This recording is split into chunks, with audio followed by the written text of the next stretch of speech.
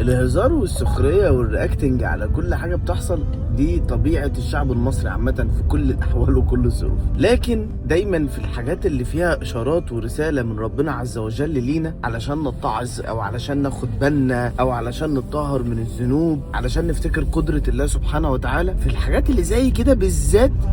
ما ينفعش فيها السخريه والهزار والرياكتنج. انا بحب الضحك وبحب الهزار وانتوا عارفين ده، ويمكن انا اولكم برياكتنج وبهزر على كل حاجه، بس في حاجات كده هي خارجه عن ارادتك،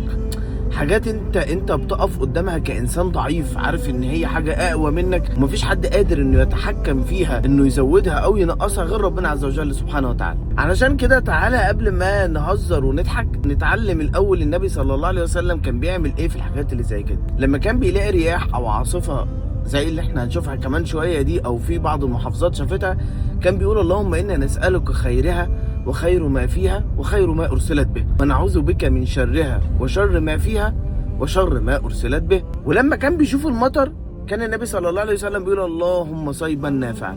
اللهم صيبا نافعا، اللهم صيبا نافعا، لعلها ساعة استجابة. ربنا قادر على كل شيء، قادر انه ينزل المطر والسحاب يخبط في بعضه ويحرك الرياح ويشيل الشجر من مكانه.